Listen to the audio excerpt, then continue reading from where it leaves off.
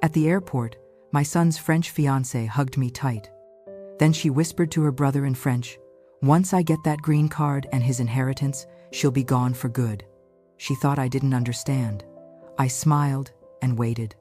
Weeks later, at dinner, I raised my champagne glass and said in perfect French, "To immigration, they adore stories like yours." Isabel's face went white. Philippe choked on his wine. David stared at me like he'd never seen me before. The grandfather clock ticked in the silence. If you're watching this, subscribe and let me know where you're watching from. Let me tell you why a mother's silence is the most dangerous kind. My name is Catherine Bennett. I'm 58. I've been a widow for 3 years. I live in the house my husband left me in Connecticut. 4 bedrooms, a garden I tend myself, lavender in the spring. The smell reminds me of the year we planted it together, before he got sick. David is my only child, 31, a lawyer. After his father died, we got closer. Sunday dinners, long phone calls. He became the center of my world in a way I knew wasn't entirely healthy, but I told myself it was temporary, that he'd find someone, that I'd step back when the time came. I used to teach French at the high school, 20 years. Then I became the financial director for my husband's family business. Numbers, spreadsheets, the kind of quiet control that made me feel useful. I wear my wedding ring every day. There's a photo of the 3 of us on the mantel above the fireplace. David was 7. We were at the Cape, my husband's arm around my shoulder. David holding a shovel and grinning. That life feels like it belongs to someone else now. 6 months ago, David called. "Mom, I met someone." My heart did something I hadn't felt in years. Hope. "Tell me everything." His voice was lighter than I'd heard it since his father's funeral. "Her name's Isabel, French, marketing executive. We're engaged." I laughed, actually laughed. "Already?" "I know, but Mom, she's the one." He wanted me to meet her. Soon. She was already on her way to the States. For good. That feeling of joy lasted exactly 47 minutes. I searched for her online. LinkedIn had nothing. Facebook showed travel photos, few friends, few posts. My finger scrolled down. Something felt rehearsed. But I told myself I was being paranoid. JFK Airport. I stood in the crowd holding a sign that said, "Welcome, Isabel." David stood next to me, nervous, excited. "You're gonna love her, Mom." I smiled. I wanted to. She came through arrivals with blonde hair and a perfect smile. White linen dress. Next to her was a man. Tall, casual shirt. Her brother Philippe. Isabel walked straight to me and hugged me tight. She smelled like jasmine. "Mrs. Bennett, I've heard so much about you." I started to say something. Then she turned to Philippe and whispered in French, "Once I get that green card and his inheritance, she'll be gone for good." Everything slowed down. My hand still held the sign. My knees shook. David was laughing. He didn't understand a word. They thought I didn't speak French. I kept my smile, hugged her back. "Welcome to America, sweetheart." Philippe laughed. David kissed her temple, and I stood there holding that welcome sign, realizing my son was in love with a ghost. On the drive home, Isabel held David's hand in the passenger seat, laughing, touching his arm. Philippe sat in the back, texting constantly. I watched them in the rearview mirror. Isabel stared out the window. No emotion, just cold calculation. When we got to the house, she looked at everything like she was appraising it. "Oh, this is so charming." She stopped in front of the oil painting in the hallway. "Original?" David beamed. "My grandfather collected art." I made tea. My hands shook when I poured the water. The jasmine perfume lingered in the kitchen, sweet, cloying, like something trying too hard to hide rot underneath. I needed time. I needed proof. If I moved too fast, I'd lose him. Dinner that first night was careful. Isabel asked about David's childhood, about the family business, about the house. Every question felt like an interrogation wrapped in sweetness. "Your husband must have been so proud of what he built." "He was," I said. "And you manage it all now?" "I do." She smiled, touched David's hand. "You come from such a strong family." Philippe barely spoke, but he watched. His eyes moved from the paintings to the furniture to me. Sometimes he and Isabel would exchange glances, a language I couldn't read, but I felt it. After dinner, David helped me clear the table. Isabel and Philippe stayed in the living room. "Mom, isn't she amazing?" I rinsed a plate, my back to him. "She's something special. I knew you'd love her." I turned around, looked at him. His face was so open, so trusting. "David, how long have you known her?" 4 months. But when you know, right? I dried my hands. Right. That night, I lay in bed and listened. Their voices came through the wall, Isabel and Philippe, speaking French. I couldn't make out the words, but the tone was cold, calculated, nothing like the warmth she showed David. I opened my phone, searched, "How to detect immigration fraud." The results made my stomach drop. Warning signs, rushed engagements, asking about finances early, avoiding personal history. Every single box checked. I set the phone down, stared at the ceiling. If I was wrong, I'd destroy my relationship with David. If I was right, I'd destroy him. Either way, I'd already lost something tonight. The next morning, Isabel came down in one of David's shirts. Hair perfect, smile perfect. "Good morning, Mrs. Bennet. Did you sleep well?" I did. Lie. She poured coffee, sat across from me at the kitchen table. "I hope you don't mind. David and I were talking. About the wedding." "Of course. We're thinking small, intimate, just family." She paused, sipped her coffee. "I don't have much family left in France, so this feels like coming home." Her eyes were bright, warm. If I hadn't heard what she said at the airport, I would have believed every word. "That's lovely," I said. David came downstairs, kissed her head, poured himself coffee. "Mom, we're thinking maybe a spring wedding. Here, in the garden." I looked out the window. The lavender was starting to come back, green shoots pushing through the soil. "That would be beautiful." Isabel smiled at me. "I feel like I'm already home." David beamed. And I buttered my toast and thought, "Not yet, darling, not yet." Over the next few days, they stayed with me. Isabel was charming, helpful. She cooked. She laughed at David's jokes. She asked about photos on the wall. But at night, I'd hear them. Isabel and Philippe, whispering in French. Once, I heard Philippe say my name, Catherine, then laughter. I started keeping notes, dates, things she said, questions she asked. I didn't know what I was building yet, but I knew I needed evidence, because David looked at her like she was his entire future, and I couldn't let him lose everything to someone who saw him as nothing more than a transaction. 2 a.m, I sat at the kitchen table with cold tea. The grandfather clock ticked in the hallway. I kept thinking about what my husband said before he died. We were in the hospital. He could barely speak. But he took my hand and said, "Catherine, you're the strongest person I know, but don't let that strength become control. Let David live." I promised him I would. Now I wondered if I was breaking that promise, or keeping it. Was I protecting David, or controlling him? I pulled out a piece of paper, started writing. Isabel thinks I don't speak French. She asked about money, about the house, about the business. Her social media is almost empty. Philippe is here. Why? For a visit, or something else? I stared at the list. Every instinct I had screamed that something was wrong. But instinct wasn't enough. Not if I was going to accuse my son's fiancée of fraud. I opened my laptop, typed, Isabelle Moreau Marketing Paris. Nothing specific came up. A few generic profiles, none that matched. LinkedIn showed one account. 3 months old, 15 connections. 3 months. David said they'd been together 4 months. She created a professional profile right before she met him. I closed the laptop. My hands were shaking. I picked up my phone, scrolled through my contacts, stopped at one name. Helen. My sister. She used to be an immigration lawyer before she retired. I hesitated. It was 2 a.m, but I pressed call anyway. She answered on the 3rd ring. Kath? It's 2 a.m. Helen, I need your help. It's about David. Silence. Then, what happened? My voice broke.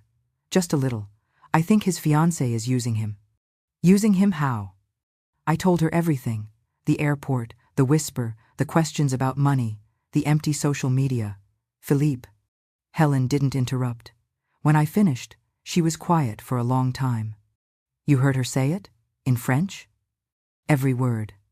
Another pause. Kath, do you know what you're accusing her of? Yes. And you know what it'll cost you if you're right? I looked out the window. The sky was starting to lighten, just barely. Yes, and I know what it'll cost him if I do nothing. Helen exhaled. Then we do this carefully. Can you do that?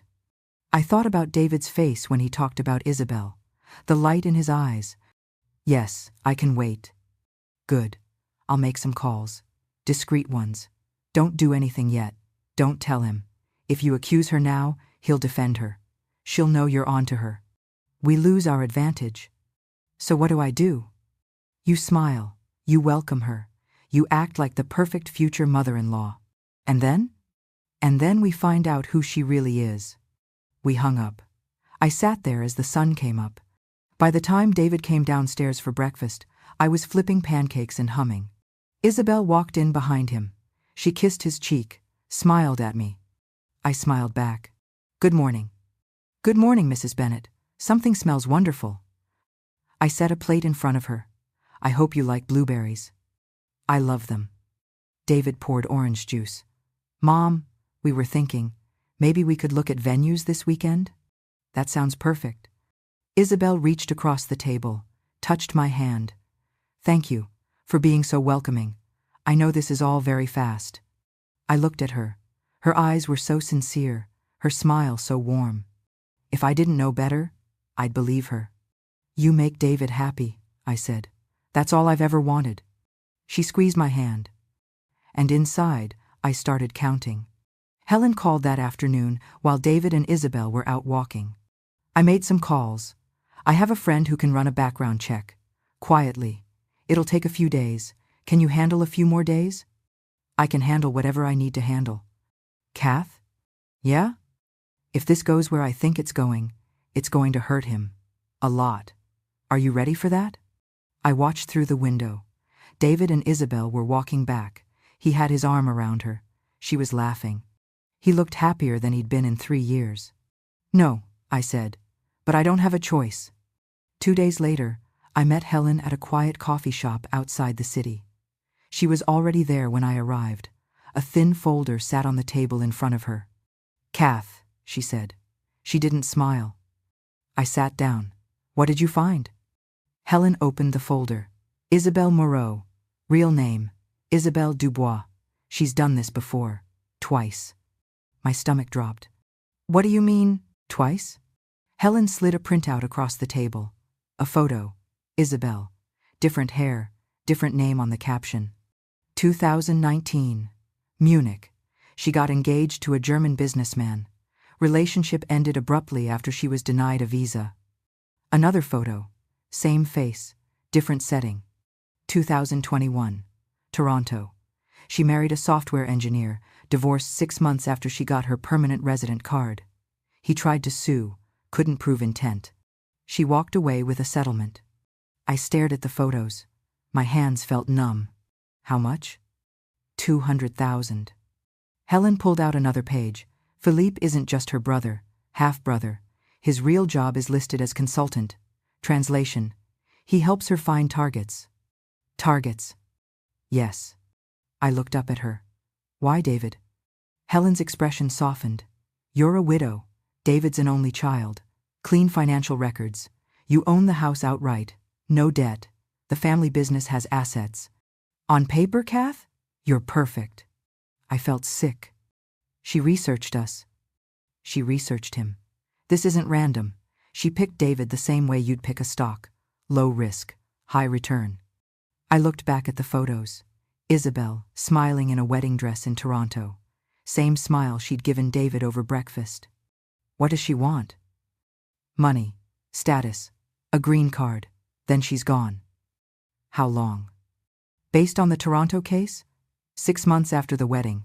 Maybe less if she thinks you're catching on. I set the photos down. My wedding ring felt heavy. What do I do? Helen leaned forward. You can't tell David. Not yet. He won't believe you.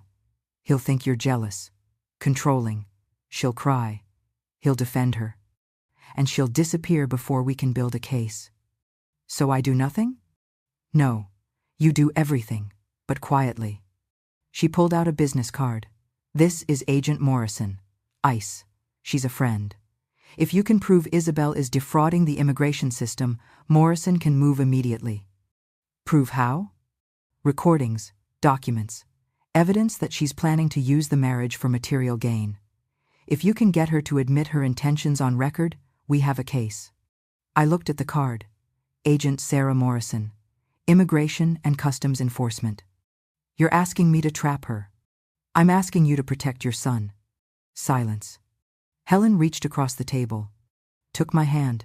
Kath, I know what I'm asking, but if you don't do this, he loses everything. His money, his trust, maybe even his ability to love again after this. I thought about David's face at the airport, the way he looked at Isabel like she was the answer to every question he'd ever had. How do I live with myself if I'm wrong? You don't have to, because you're not wrong. Helen closed the folder, pushed it toward me. Take this, read it, then decide. But Kath, decide fast, because they're planning a wedding, and once they file for that green card, the clock starts ticking. By the time we finished lunch, I had a plan. It wasn't kind, it wasn't fast. But it was the only way to save my son from someone who saw him as nothing more than a paycheck. That afternoon, I made 3 calls. First, a private investigator who used to work for the family business. I need a background check, deep one, international. He didn't ask questions. Second, a friend in finance. Can you trace some transactions for me? Quietly. She said yes. Third, Helen again. I need to know how to record conversations, legally. Audio? In Connecticut? You need 2-party consent unless you're part of the conversation. Be careful. I will. I ordered a small recording device online, overnight shipping, learned how to use the voice memo app on my phone. I wasn't a spy, just a mother trying not to lose her son. And if that meant becoming someone I didn't recognize, so be it. That weekend, Isabel announced they'd set a wedding date. 6 months. David was glowing. I smiled, raised my glass, and thought, good, that gives me time. I'd hate for them to think I wasn't making an effort. A week later, Robert called, the private investigator. Mrs. Bennett, you're going to want to sit down. I was already sitting, in my office, door locked. David and Isabel were out looking at flowers for the wedding. What did you find? Isabelle Dubois, born in Lyon, raised in Paris. She did study marketing, but there's no verifiable degree, no employment history that checks out. Most of the companies she listed on her resume don't exist anymore, or never existed at all. My pen stopped moving across the notepad. Go on.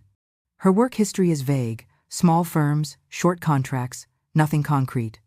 But here's where it gets interesting. 10. He paused. After every relationship that ends, she disappears from social media for 6 to 8 months. Then she comes back with a new profile, new photos, same face, different story. You're saying she's done this more than twice. I'm saying there's a pattern. Munich and Toronto are the ones we can prove. But I found traces of at least 2 other relationships that ended abruptly. One in Brussels, one in Vancouver. Both men were in their 30s. Both had money. Both ended up filing police reports. Nothing stuck. I wrote it down. Brussels, Vancouver, Munich, Toronto. 4 cities, 4 men. And now David. What about Philippe? Philippe Dubois, half-brother, shares a father with Isabel. He has a minor record in France. Financial fraud. Got off with a warning. No jail time. His job is listed as consultant, but there's no business registered under his name. No tax records. He's a ghost. What does he do? Best I can tell, he scouts, finds targets, does advanced research. Then Isabel moves in.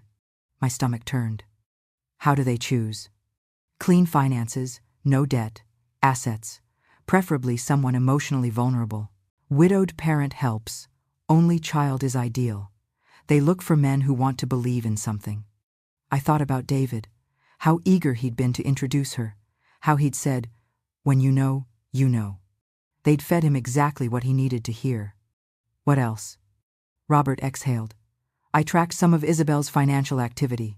Small transfers, 500 here, 1,000 there, all going into an account registered to Philippe, offshore, Cayman Islands. She's already moving money.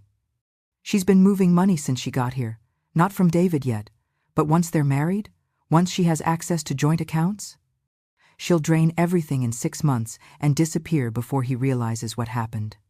I set my pen down, looked out the window. The lavender in the garden was blooming now, purple and green, beautiful. Everything looked so normal. The Toronto guy, I said. How much did she take? 200,000 in the settlement. But if you look at his bank records, she was siphoning money during the marriage. Small amounts, cash withdrawals, Venmo transfers to friends who don't exist. By the time they divorced, she'd probably taken closer to 300,000 total. 300,000. David's trust fund was 400,000. Plus the house, the business, the paintings. If I added it all up, she could walk away with 600,000, maybe more. Robert, can you get me transaction records? Dates? Amounts? Everything you found. Already done. I'll send them over in 48 hours. Thank you. Mrs. Bennett?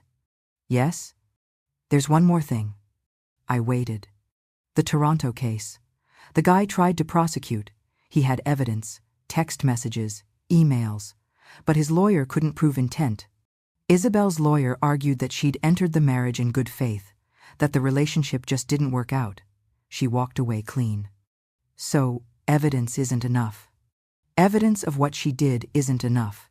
You need evidence of what she planned to do. Before the marriage, if you can prove she entered the relationship with the intent to defraud, you have a case. Otherwise, it's just a bad marriage. I understood. I needed her to tell me, in her own words, on record. I'll handle it, I said. Mrs. Bennett, be careful. If she finds out you're investigating, she'll disappear. And she's good at disappearing. We hung up. I sat there for a long time, staring at the notes. Brussels, Vancouver, Munich, Toronto, Connecticut. How many men had she done this to? How many families had she destroyed? That night, David and Isabel came home with wedding magazines. They spread them out on the kitchen table. Mom, look at this venue. It's perfect. Isabel smiled, touched his hand. I think your mother's garden would be more intimate. Don't you think, Mrs. Bennett? I think whatever makes you both happy. She squeezed David's hand, looked at me. You've been so generous. I don't know how to thank you. You don't need to thank me. Her eyes met mine, for just a second, and I saw it, the calculation, the coldness. She knew I suspected something, but she didn't know how much. Helen called the next morning. Robert sent me his report. Kath, this is worse than we thought. I know. She's not just a scammer. She's systematic. She's professional. And she's gotten away with it at least 4 times that we can prove. What do I do? You need to get her talking. On record. Get her to admit the plan, with Philippe if possible. He's complicit. If we can get both of them, the case is airtight. How? Helen was quiet for a moment. Are you prepared to play a longer game than she is? I looked out at the garden, the lavender swaying in the breeze. Yes, I said. I am. Friday night. I invited them all to dinner at a French restaurant in the city. Upscale. Intimate. The kind of place where conversations stayed private. To celebrate the engagement properly, I said when I called. Isabel accepted immediately. Too quickly. I reserved a corner table, dark, candles, jazz playing low. I wore a black dress, my wedding ring. I tucked my phone into my purse with the voice memo app already recording. They arrived together, David in a suit, Isabel in a cream dress, Philippe in a dark button-down. Mrs. Bennett, this is beautiful, Isabel said. Only the best. Saturday I ordered Bordeaux, the expensive bottle.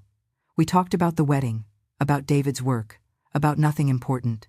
I watched Philippe. He barely touched his food. His eyes kept moving, scanning the room. He knew something was off. After the main course, David excused himself. Restroom. I stood. I need to take this call. Work emergency. I walked toward the small balcony, close enough to see them, far enough to seem out of earshot. My phone was still recording in my purse on the table. Through the glass, I watched them. Isabel leaned toward Philippe, started speaking French. I couldn't hear through the glass, but I'd positioned my purse perfectly. The microphone would catch everything. 5 minutes? I counted. Then I walked back in. They stopped talking immediately, smiled. Everything okay? Isabel asked. Just fine. We finished dessert, said goodnight. David drove them back to their hotel. I went home, locked the door, sat at the kitchen table, and played the recording. Static at first, then voices. Isabel, in French. He's so easy, like a puppy. Philippe. And the mother? Isabel. She's suspicious, but she can't do anything. In 3 months I'll have the green card, 6 months more, and I'll be gone with everything. Philippe. And David? Isabel laughed. He'll have his heart broken, but at least he'll have learned a valuable lesson. Philippe. You're ruthless. Isabel. That's why it works. I stopped the recording, played it again. She'd said it, all of it. 3 months, 6 months, the green card, the money, the plan. But then Philippe spoke again, and my blood went cold. This house, these paintings. Did you see the safe in her office? Isabel. Patience, 3 more months. Philippe. His trust fund is worth 400,000, and there's the house. If we play it right, we leave with at least 600,000. 600,000. They'd calculated it down to the dollar. I sat there in the dark kitchen, the grandfather clock ticking. They had no idea I understood every word. I called Helen. I have it. Have what? The recording, everything. She admits the timeline, the green card, the money. Philippe talks about the trust fund, the house, the safe. Helen was quiet for a moment. Kath, this is it. This is what we need. What do I do now? You send it to me. I'll send it to Agent Morrison. She'll need to verify it, build the case. It might take a few weeks. Weeks? Immigration cases move slowly, but with this recording, we have intent. Conspiracy, fraud, both of them. I looked at the recording on my phone. 1 hour, 17 minutes. Evidence. Kath? Yeah? You did it. You protected him. I didn't feel like I'd won anything. I felt like I was about to break my son's heart. What happens next? We wait for the right moment, and when it comes, we move fast. I hung up, looked at the phone. 1 hour, 17 minutes. That was all it took to destroy someone's world. The next morning, I met Helen and Agent Morrison at Morrison's office in Hartford, ICE headquarters, gray building, security at every door. Morrison was 40, sharp eyes, she didn't smile much. Mrs. Bennett, she shook my hand. I've listened to the recording. And? It's good, very good. Intent is clear. Conspiracy between Isabel and Philippe. Financial fraud. Immigration fraud. We have enough to move. Helen sat next to me. What's the timeline? Morrison pulled out a file. We've been tracking Isabelle Dubois for 2 years. The Toronto case got our attention, but we couldn't prove intent. This recording changes everything. 2 years. They'd been watching her. Why didn't you stop her before? Morrison's expression didn't change. We needed proof. She was entering relationships with fraudulent intent. Your recording gives us that. Plus the pattern. Brussels, Vancouver, Munich, Toronto, now Connecticut. She's a professional. What happens to David? He's a victim, no charges. But Mrs. Bennett, when we move on this, it's going to be public. There will be media. Questions. Your son will have to testify. I thought about David, how he'd looked at Isabel over breakfast, how he'd said, I've never been this happy. When do you move? That's up to you. I looked at her. Up to me? You have 2 options. We arrest them now, before the wedding. Clean, simple. But your son will always wonder if you were too quick, if maybe she really did love him. Or we wait. Let them file for the green card after the wedding. Catch them in the act. Prove beyond any doubt that this was planned from the beginning. It'll take longer, 3 to 4 months. But the case will be airtight. 3 to 4 months. 3 to 4 months of watching David marry someone who saw him as nothing but money. I can't do that. Helen touched my arm. Kath, think about it. I am thinking about it. If I let him marry her, he'll never forgive me. He'll think I knew and did nothing. Morrison leaned forward. Mrs. Bennet, I understand. But if we move now, Isabel's lawyer will argue she never had the chance to commit the crime, that this was all talk, that she changed her mind. We've seen it before. They walk. I looked at Helen. What do you think? Helen exhaled. I think you need to accelerate the timeline. Not wait 3 months, but not move today either. How? Create a situation where they reveal themselves. In front of David, so he sees it, so there's no doubt. Morrison nodded. We'd need to be there, to make the arrest immediately, before they run. I thought about it. The dinner I'd been planning in my head since the airport. I can do that. When? Soon. Give me 1 week. Morrison looked at Helen. Helen nodded.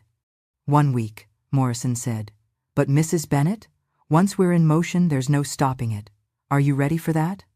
I thought about my husband's last words. Let David live. This wasn't control. This was love. Yes, I said. I'm ready. Friday arrived, 7 days since the meeting with Morrison. I woke up early, started cooking, boeuf bourguignon, David's favorite since he was 12. The smell of thyme and red wine and caramelized onions filled the house. I set the dining table, white linen tablecloth, candles, white roses from the garden, the good china, everything perfect. The grandfather clock ticked in the hallway. Morrison and another agent were parked 2 blocks away, waiting. Helen was on standby, phone in her hand. I'd invited them all for dinner. Just family. Isabel, Philippe, David, me. I want to celebrate, I'd said when I called, before things get too busy with the wedding. Isabel had hesitated, just for a second, then agreed. I wore a navy dress, my wedding ring. The recording device Helen had given me was clipped to my bra, small, invisible, backup in case my phone failed. I checked my reflection in the hallway mirror. I looked calm. I didn't feel calm. I felt like I was about to step off a cliff. David arrived first. He hugged me. Mom, this smells amazing. I hope you're hungry. Always. Isabel and Philippe arrived 10 minutes later. She wore a pale blue dress. He wore a navy blazer. They walked in together. Isabel kissed my cheek. Mrs. Bennet, you didn't have to go to all this trouble. No trouble at all. Saturday, I poured wine, served the first course. Everyone ate, talked, laughed. Everything felt normal. But under the table, my hands were shaking. Morrison was 2 blocks away. The recording device was running. And in less than an hour, everything was going to break. The main course, I brought out the boeuf bourguignon, steam rising, the smell thick and rich. David served himself. Mom, you've outdone yourself. Isabel smiled, took a small portion, but she barely ate. Her fork moved food around the plate. Philippe was quieter than usual. His eyes kept moving to the windows, to the door, to his phone on the table. Is everything all right? I asked. Yes, Isabel said quickly, just tired. But her hand trembled when she reached for her wine glass. I watched them. They were nervous. They knew something was wrong. They just didn't know what. David didn't notice. He was talking about a case at work, about a vacation he and Isabel were planning. Optimistic, happy. I wanted to reach across the table and hold his hand. Tell him I was sorry. Tell him this was going to hurt. But I couldn't, not yet. I'll clear the plates, I said. David stood. I'll help. No, stay. I've got it. In the kitchen, I texted Helen. 1 word. Soon. She texted back immediately. Ready. I took a breath, looked at the dessert on the counter. Tarte tatin, golden, perfect. I picked up the plates and walked back. Isabel and Philippe were speaking French, low voices, fast. I caught fragments as I approached. Philippe, I don't like this, she's acting strange. Isabel, relax, she knows nothing. Philippe, and if she does? Isabel, we leave, tonight. Philippe leaned closer. This house, these paintings. Did you see the safe in her office? Isabel, patience, 3 more months. I stepped into the room. They stopped talking, smiled. Desert anyone? Isabel stood. Fast, too fast. Actually, Mrs. Bennet, I'm feeling a bit tired. Perhaps we should. Nonsense. I set the tart down. I made this just for tonight. David looked at Isabel. Come on, just one more course. She Saturday slowly, her eyes on me. Philippe checked his phone again, then looked at Isabel. A signal I couldn't read. She wanted to leave. She wanted to leave now. But she couldn't, not without raising suspicion. I cut the tart, served each piece, poured coffee. Before we eat, I said, I'd like to make a toast. David smiled. Sure, Mom. I picked up my champagne glass, the one I'd filled earlier. Expensive, the kind you save for special occasions. In French, I said, if that's all right. Isabel's face went pale. Philippe's hand froze on his fork. David looked confused. Mom, you speak French? I used to teach it, I said. Calm, steady, 20 years. Isabel's smile was frozen. Of course, Mrs. Bennet. That's lovely. Philippe started to stand. Actually, Isabel, we should sit, I said. My voice wasn't loud, but it cut through the room. He Saturday. David looked from me to Isabel to Philippe. What's going on? I raised my glass higher. And in perfect, flawless French, I said, to immigration, they adore stories like yours. The room went silent. Isabel's glass slipped from her hand, shattered on the floor, wine spreading across the white tablecloth like blood. Philippe pushed his chair back, stood. David stared at me. Mom, what are you doing? I set my glass down, gently, looked at Isabel. Tell him, I said. Isabel stood frozen. Her face was white. No more warmth, no more sweetness, just cold calculation. Mrs. Bennet, I don't know what you think you heard. I heard everything. I switched to French, perfect accent. At the airport, you told Philippe that once you got the green card and David's inheritance, I'd be gone for good. David's head snapped toward Isabel. What? She's lying, Isabel said, still in English, voice rising. David, she's trying to control you. She can't stand that you love someone. At the restaurant, I continued, you said David was easy, like a puppy. David stood up. Mom, stop. I pulled out my phone, set it on the table, pressed play. Isabel's voice filled the room. In French. He's so easy, like a puppy. Philippe's voice. And the mother? She's suspicious, but she can't do anything. In 3 months, I'll have the green card. 6 months more, and I'll be gone with everything. David went completely still. The recording kept playing. Philippe, this house, these paintings, did you see the safe in her office? Isabel, his trust fund is worth 400,000, and there's the house. If we play it right, we leave with at least 600,000. I stopped the recording. The silence was deafening. David looked at Isabel. His face had no expression, like he'd shut down. Tell me that's not you. Isabel's eyes filled with tears. David, please, this is all a misunderstanding. Your mother recorded us without permission. She's been spying. Tell me that's not your voice. She reached for his hand. He pulled away. David, is that you? Her face changed. The tears stopped. The mask fell. Yes, just like that. One word. Philippe was already moving toward the door. Sit down, I said in French. Agent Morrison is outside. You run, you make it worse. He stopped. David was staring at Isabel. You were going to... It wasn't personal, she said, her voice flat now. No emotion. You were a job. A job. A good one. Clean finances. Trust fund. Widowed mother who'd probably die soon anyway and leave you everything. Philippe found you at a coffee shop. We researched you for 2 weeks before I approached you. David's voice broke. The coffee shop. You said it was fate. It was strategy. I watched my son's face crack. It was like watching glass shatter in slow motion. Did you ever? He couldn't finish. Love you? Isabel laughed. Actually laughed. No, I don't love anyone. This is what I do. You're not special. You're not even the first this year. Philippe spoke for the first time. In French. Isabel, shut up. Why? It's over. She has recordings. She has evidence. We're done. She turned to me. And for the first time, I saw her without any pretense. She wasn't afraid. She was annoyed. You think you're clever, Mrs. Bennet? You think you saved him? All you did was prove I was right. You are controlling. You can't let him live his own life. And now he'll never trust anyone again because of you. David's voice was barely a whisper. How many? What?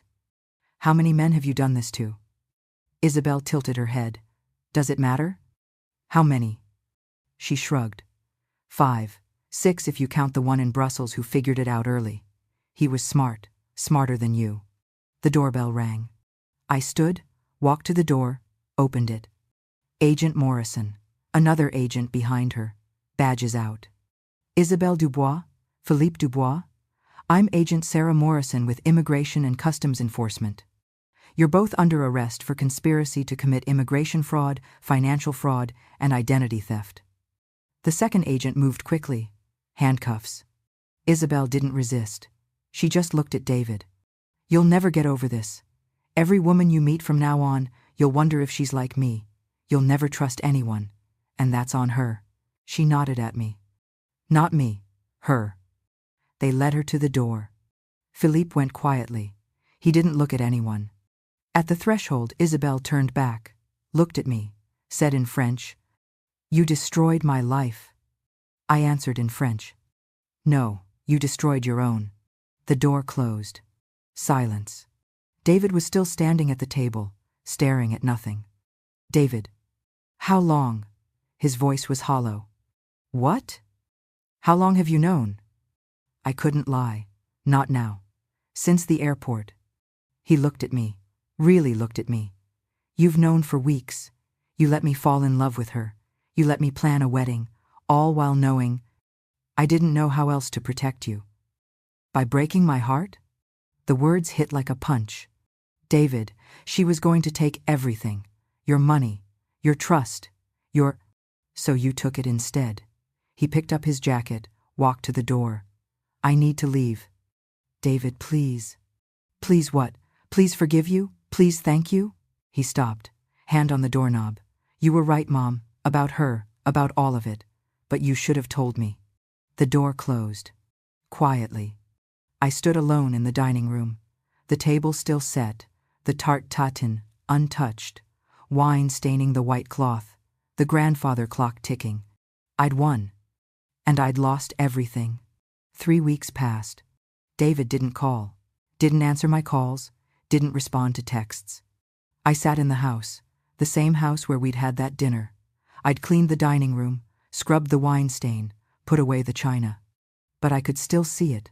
The moment his face changed, the moment he realized. I couldn't sleep.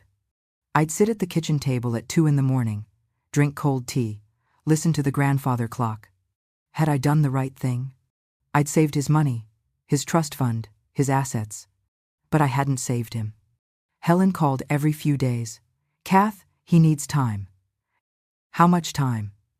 As much as he needs. Agent Morrison called once. To tell me the case was solid. Isabel and Philippe were being deported.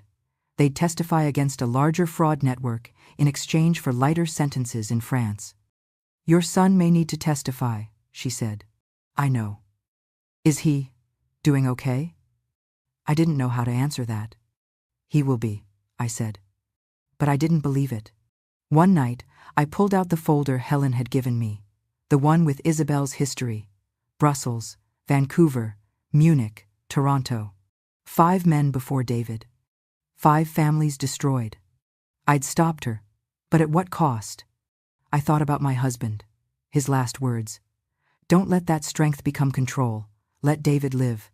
Had I controlled him? Or protected him? I didn't know anymore. The lavender in the garden started to wilt. I hadn't been taking care of it, hadn't been outside much at all. Everything felt gray. I wrote David a letter, by hand, on paper. I didn't send it. I just needed to say it, even if he never read it. David, I know you hate me. I don't blame you. But I need you to know, I didn't do this to control you. I did it because losing you to a lie would have killed me. Watching you lose yourself, that was worse than anything. You said I should have told you. You're right. But you wouldn't have believed me. You would have defended her. She would have known. And she would have disappeared before we had proof. I'm not asking you to forgive me. I don't know if I'd forgive me. I'm just asking you to understand that everything I did because I love you. Even when it hurts. Even when it costs me you. Mom. I folded the letter. Put it in a drawer. Helen came over one afternoon. Found me sitting in the garden. The lavender half dead around me. Kath, you can't keep doing this. Doing what? Punishing yourself. I'm not. You are. She sat next to me. You did what you had to do. Isabel was going to destroy him. You stopped her. And destroyed him anyway. No, you hurt him. That's different. I looked at her. Is it? Helen took my hand. He's angry. He's heartbroken. But he's alive. He has his future. He has his money. And eventually, he'll understand. What if he doesn't? Then you live with that. But Kath, you can't undo what you did. And you shouldn't. You saved him from something worse. I wanted to believe her. But every time I closed my eyes, I saw David's face, the way he looked at me, like I was a stranger. She was right, I said quietly. Who? Isabel. She said I'd make it so he'd never trust anyone again. And she was right. Helen squeezed my hand. No, she's not right, because David is smart and strong, and eventually he'll realize that what you did wasn't betrayal, it was love. How do you know? Because I know David, and I know you. She stayed for tea. We didn't talk much, just Saturday. When she left, I walked back to the garden, looked at the lavender, and I started pulling weeds.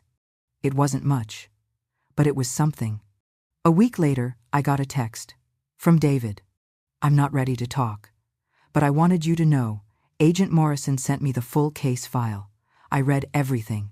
Toronto, Munich, all of it. I'm not ready to forgive you, but I understand why you did it. I need time. I read the text 10 times. He wasn't ready to forgive me. But he understood. It wasn't forgiveness. But it was a start. I went to the garden, started replanting the lavender, the parts that had died, new shoots, green and small. It would take time to grow back. But it would grow. 6 months later, spring came back. The lavender was blooming again, purple and green. The smell filled the garden. I was outside planting roses when I heard a car pull up. I looked up. David. He got out, stood by the gate, hands in his pockets. We hadn't seen each other in person since that night. Hi, Mom. Hi, sweetheart. We didn't hug, not yet. But he smiled, just a little. I brought coffee, the kind you like. Thank you. We sat on the bench in the garden, the same bench where his father and I used to sit, silent for a while, but not uncomfortable. I've been seeing a therapist, David said. That's good. She said I need to forgive, not just you, but myself, for not seeing it. David, you couldn't have. I know, but I needed to hear it from someone else. We drank our coffee, the lavender swayed in the breeze. I met someone, he said. My heart stopped, then started again, faster. Tell me about her. Her name's Emma, she's a teacher, 4th grade. We met at a bookstore. She was buying books for her classroom. I smiled. That sounds nice. She's real, Mom. Awkward. She laughs too loud. She talks with her hands. She's nothing like Isabel. He nodded. Pause. Mom, I'm not ready to forgive you completely. Not yet. I understand. But I'm trying, and I wanted you to know that. My eyes filled. I couldn't help it. That's more than I could ask for. He looked down at my hand, at the wedding ring I still wore. You're still wearing it. Dad's ring. Every day. He'd be proud of you, you know, for protecting me. I shook my head. I don't know about that. I do, he told me once, before he died. He said if anything ever happened to me, you'd move heaven and earth to keep me safe. He said you were the strongest person he knew. The words broke something in me, something that had been holding tight for 6 months. He also said I shouldn't let that strength become control. Yeah, but Mom, what you did wasn't control. It took me a long time to see that, but it wasn't. I couldn't speak, just nodded. David stood. I should go. But, can I come back? Next week? Anytime. Always. He hugged me. Quick, short, but it was real. And when he left, I stood watching his car until it disappeared. We weren't okay yet, but we were trying, and that was everything. A week later, David came back, this time with Emma. She was exactly as he'd described, curly hair, glasses, a smile that was genuine. She brought lemon cookies. David said you like lemon.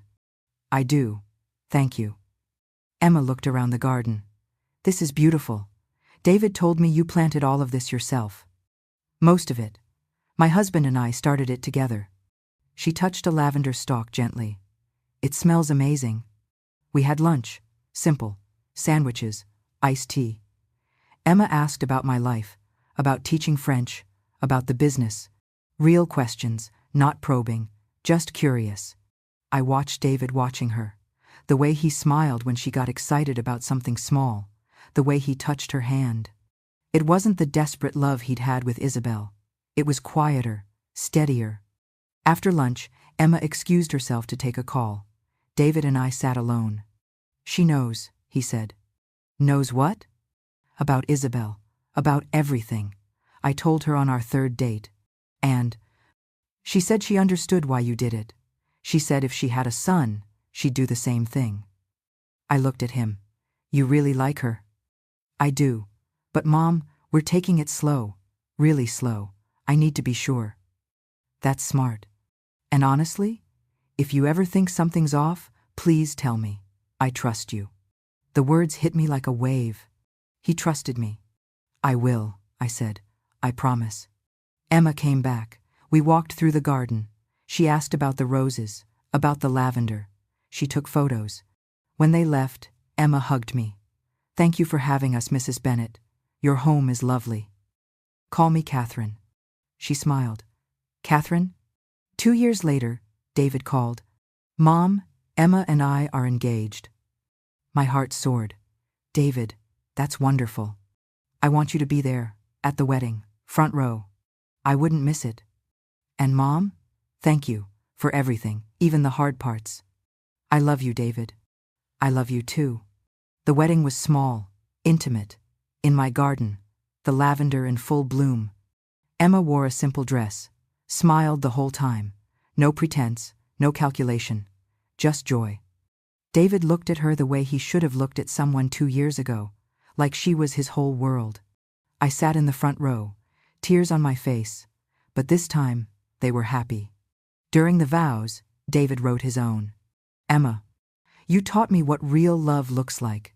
It's not perfect, it's not easy, but it's true, and I promise to choose you, every day, for the rest of my life.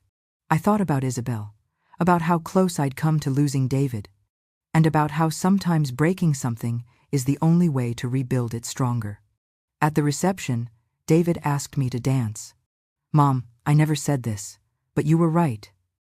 I didn't want to be right. I wanted you to be safe. I am. Because of you. We danced. The grandfather clock in the house, I could hear it through the open window.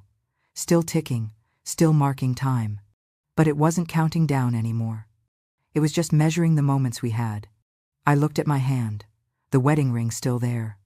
I touched it gently. My husband would be proud. Not because I'd won, but because I'd fought for our son, and I'd found my way back to him. If someone in your life is being manipulated, trust your instincts. Speak up, document everything, and don't be afraid to be the villain in their story if it means they get to rewrite the ending. And if you're the one who was saved, forgive slowly, heal honestly, and remember, The people who fight for you in the shadows deserve to stand in your light. David and Emma just celebrated their 3rd anniversary. They're expecting a baby in the fall. And me? I'm learning to let go, not of love, but of fear. Because in the end, the loudest love isn't the one that screams. It's the one that waits, watches, and believes even when hope is just a whisper. Thanks for listening. If you ever need to hear that you're not alone, come back here. We'll be waiting. Your voice matters. Your story matters.